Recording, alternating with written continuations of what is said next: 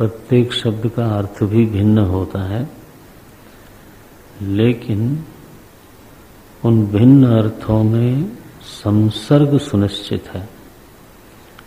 अभेद तो नहीं, लेकिन भेद संसर्ग सुनिश्चित है।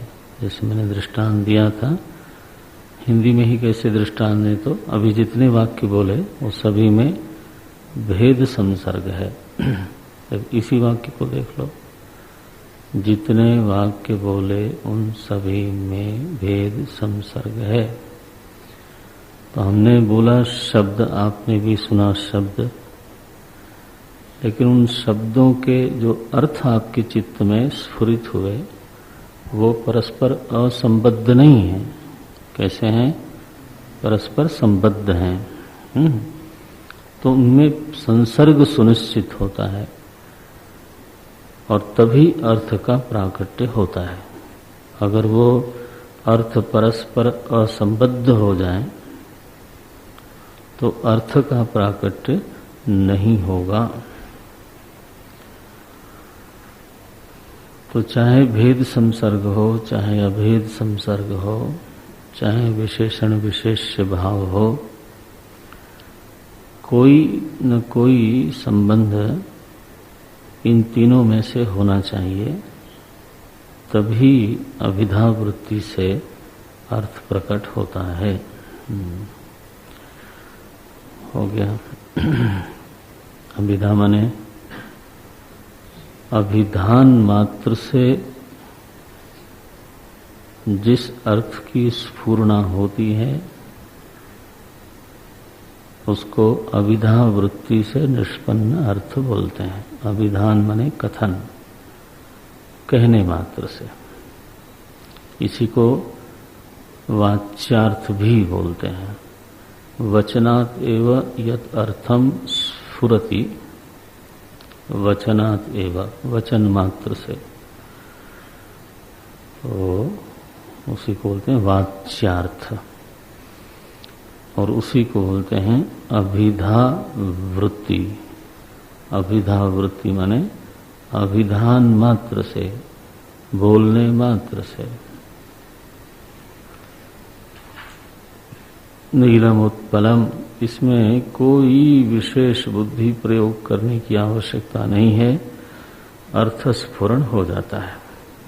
प्रक्रिया जानने के लिए तो विश्लेषण करनी पड़ती है कि नीलम उत्पलम में भेद संसर्ग है या अभेद संसर्ग है या विशेषण विशेष्य संबंध है। दोनों हैं यहाँ, विशेषण विशेष्य संबंध भी है और अभेद संसर्ग भी है, भेद संसर्ग नहीं है। तो कल की मीमांसा में यह बात तय हो गई थी कि तत्त्वमसि महावाक्य में तो न तो विशेषण विशेष से संबंध बनता है नीलम उत्पलम इस रीति से, न तो भेद संसर्ग है, न तो अभेद संसर्ग है। क्या अभिप्राय हुआ कि अभिधा वृत्ति यहाँ पर अर्थ प्रकट कराने में असमर्थ है। इस पूरी मीमांसा का अर्थ क्या निष्पन्न हुआ कि अभिधा वृत्ति अर्थ के प्राकट्य में असमर्थ है। जब अभिधा वृत्ति असमर्थ हो जाती है तब लक्षणावृत्ति का प्रयोग करना चाहिए। शास्त्र में नियम ये है कि अभिधा वृत्ति से यदि अर्थ का प्राकट्य हो रहा हो तो लक्षणावृत्ति का प्रयोग अनावश्यक है, उसमें गौरव दोष आता है, बल्कि कभी कभी तो विवक्षा से वंचित होना पड़ता है। विवक्षा समझते हैं? विवक्षा माने वक्तुम इच्छा। तो वक्ता की बोलने के पहले जो इच्छा थी जिस इच्छा को व्यक्त करने के लिए वो बोल रहा है, जिस भाव को व्यक्त करने के लिए वो बोल रहा है, उसको बोलते हैं विवक्षा। सन प्रत्यय लगा है इसमें। हाँ तो जैसे मुमुक्षा है वैसे ही तो विवक्षा है।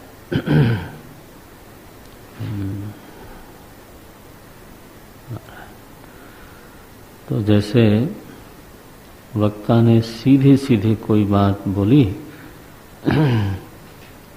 मैं दृष्टांत देता हूँ जनरली कि पानी लाओ, एक वक्ता ने बोला।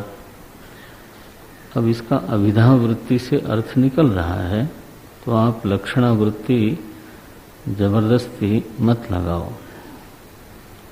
अब एक सज्जन बैठे हैं, उनसे मांगा गया पानी, अब वो सोचने लगे पानी माने तो कभी जीवन भी होता है, पानी माने तो अच्छा, पानी माने तो इज्जत भी होती है, ठीक है ना। पानी उतर गया बोलते हैं। तो अब वो लक्षणा वृत्ति लगा रहे हैं और आपको लगी है प्यास और वो बैठ करके लक्षणा वृत्ति का प्रयोग कर रहे हैं।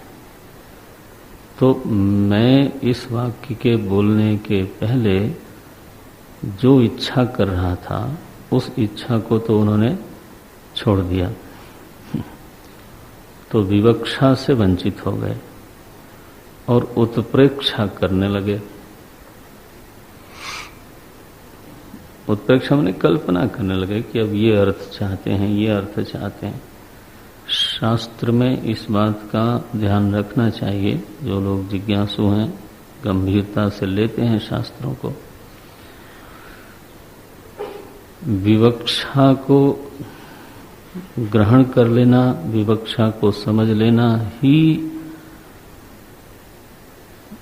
श्रवण का अथवा अध्ययन का प्रयोजन है। और यदि हम विवक्षा को ग्रहण नहीं कर पाते हैं तो उत्प्रेक्षा करते रहते हैं और वो शास्त्रार्थ होता ही नहीं, वो केवल हमारी वासना का अर्थ होता है अथवा हमारे संस्कारों का प्रकट किया हुआ अर्थ होता है, वो हमारा अर्थ होता है। जैसे गीता की मूल विवक्षा का त्याग करके, किसी श्लोक के मूल विवक्षा का त्याग करके कोई बढ़िया अर्थ निकाला हमने, तो क्या होगा वो? तो बोले वो कृष्ण की इच्छा तो नहीं है, वो आपकी इच्छा जरूर है। बस शास्त्रार्थ का त्याग हो गया। शास्त्रार्थ माने शास्त्र के अर्थ का त्याग हो गया। स्वयं हानि हुई अपनी और दूसरे को बताएंगे तो उसकी भी हानि होगी।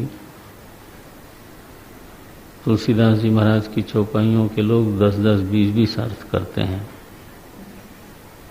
आप जाएंगे ना समाज में तो देखेंगे आप 1-2 चौपाई के 10 अर्थ, 14 अर्थ ऐसा करेंगे।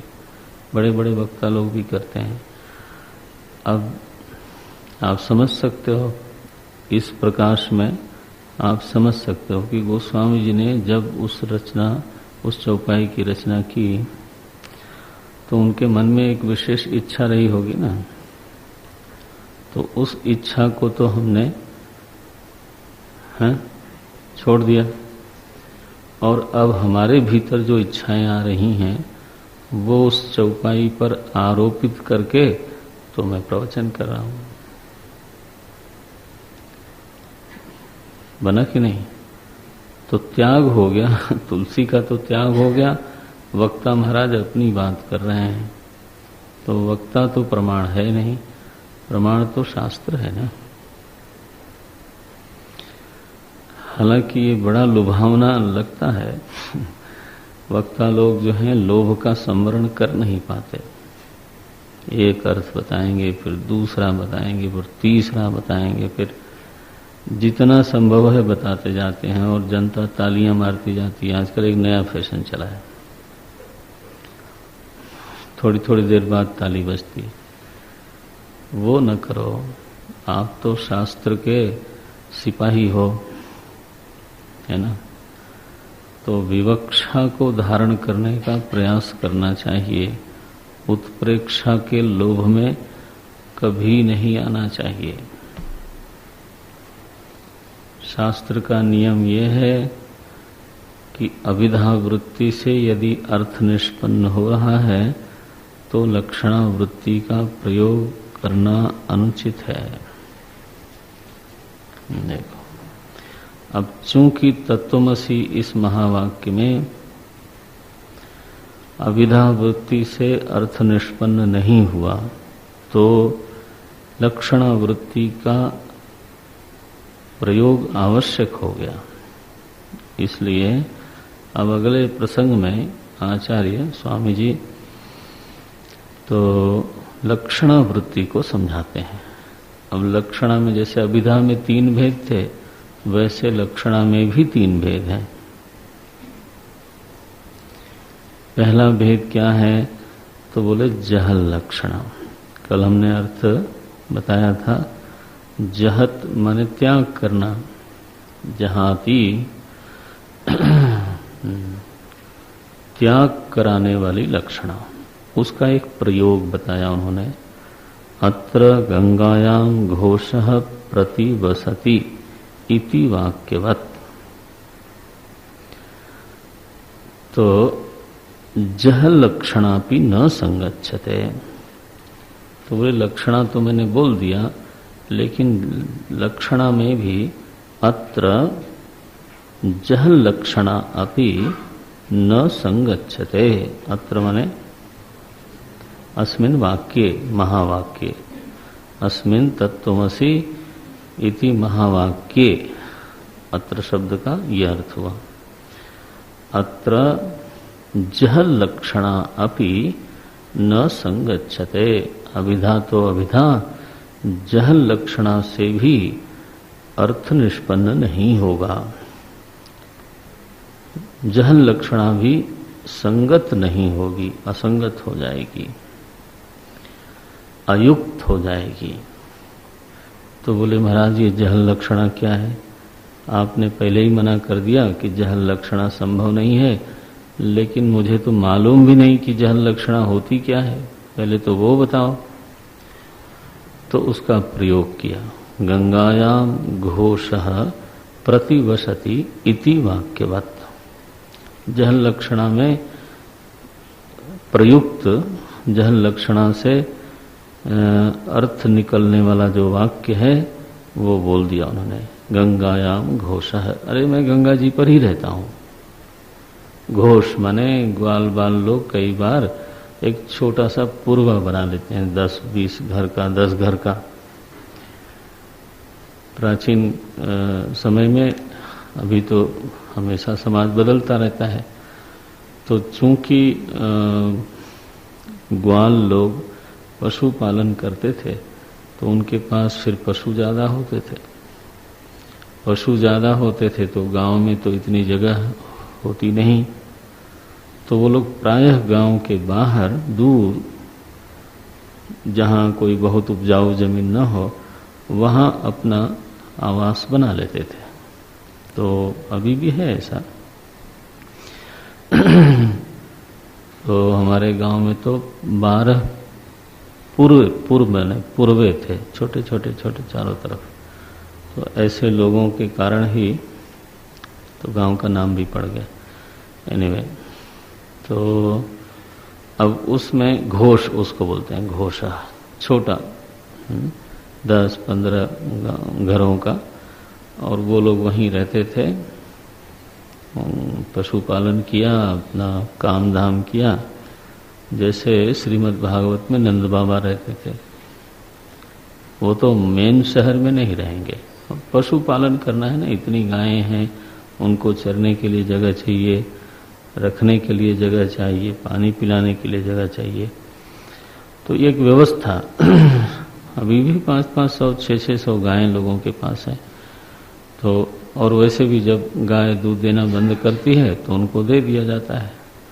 वो तब तक रखते हैं जब तक कि फिर से वो गर्भवती होके तो प्रजनन करने को होती है तब वो वापस करते हैं।